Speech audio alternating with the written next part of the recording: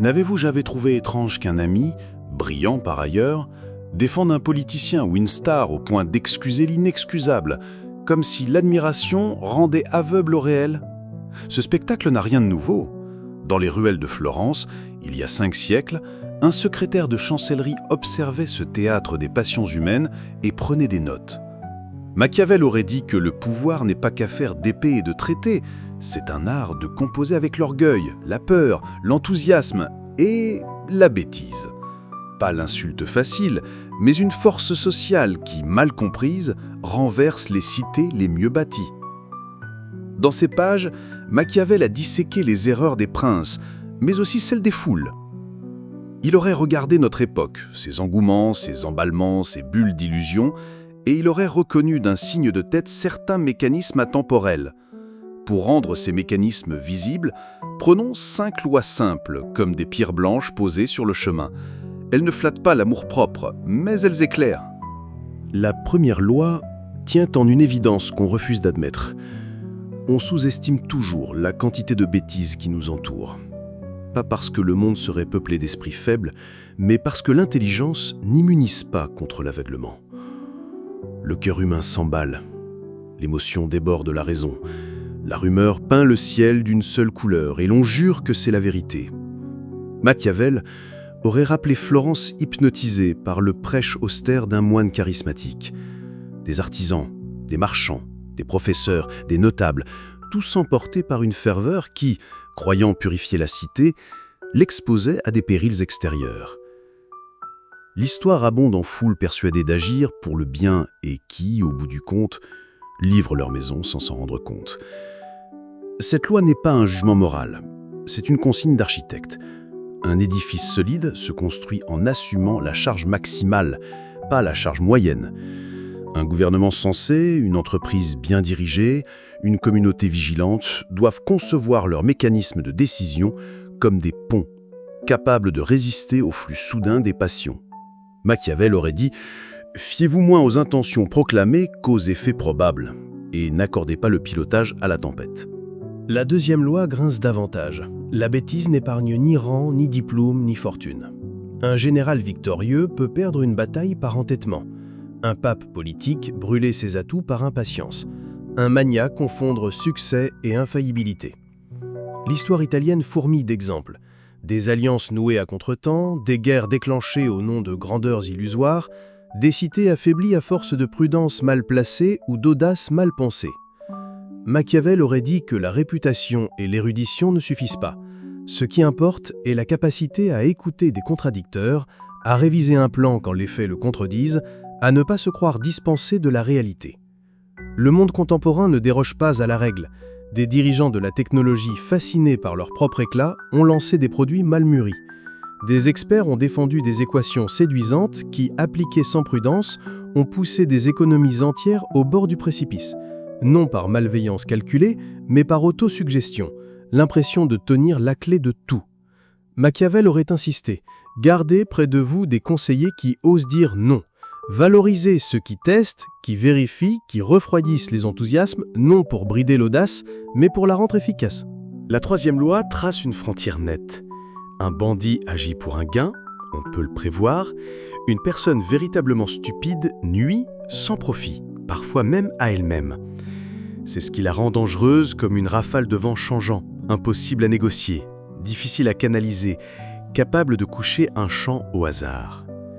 Machiavel préférait, à tout prendre, l'adversaire calculateur. Il a un prix, une logique, une porte d'entrée. Le chaos, lui, n'a pas de serrure. Regardez les conspirations ratées qui renforcent la cible au lieu de l'abattre. Observez les coalitions trop larges pour être cohérentes, où chacun promet tout et le contraire jusqu'à épuiser ses forces, pour rien.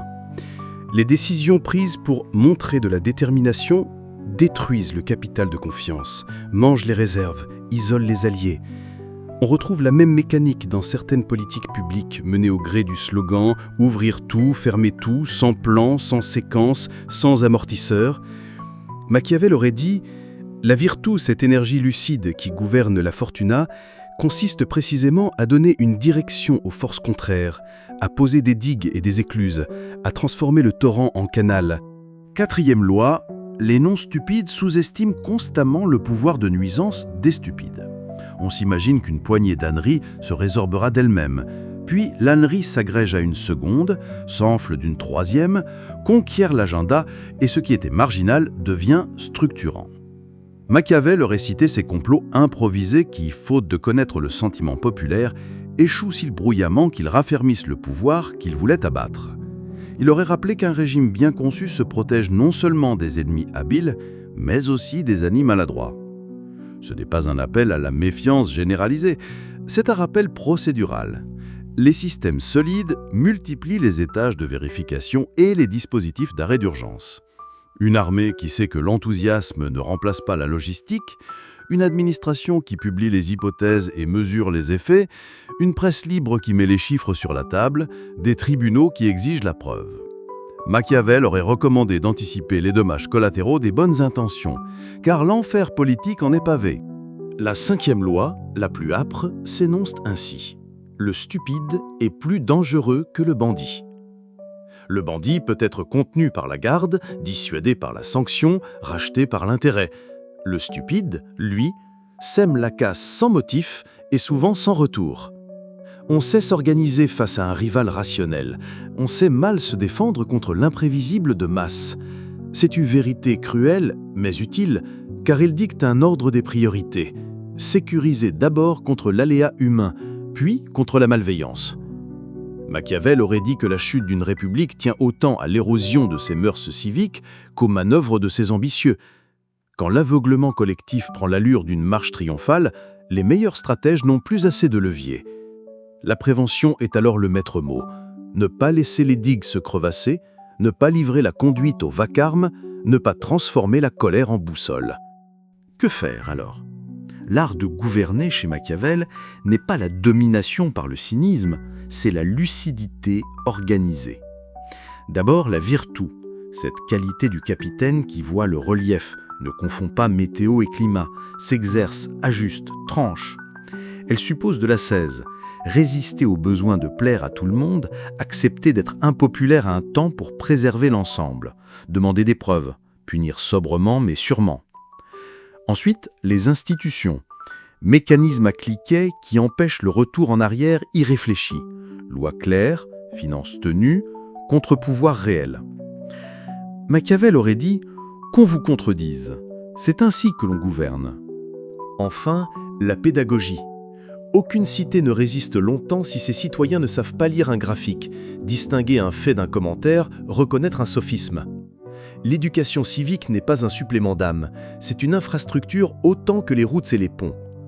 Machiavel aurait soutenu qu'un peuple qu'on traite en adulte devient, à terme, un partenaire plus fiable que des sujets qu'on tient en enfance. Et aujourd'hui, les réseaux sociaux amplifient ce que la place publique produisait déjà, la contagion des émotions. Un message faux, habilement emballé, fait en 1 heure le tour d'un pays. Un correctif, même impeccable, n'a pas la même musique. La réponse machiavélienne n'est pas de bâillonner, mais de structurer. Transparence radicale sur les sources, responsabilité des acteurs dominants, promotion des formats qui favorisent l'argument plutôt que l'invective. Machiavel aurait conseillé d'occuper le terrain, poster des explications claires, des démonstrations brèves, des récits justes qui parlent à la raison et à l'imagination. Les grilles économiques rappellent, elles, que l'euphorie a toujours un coût.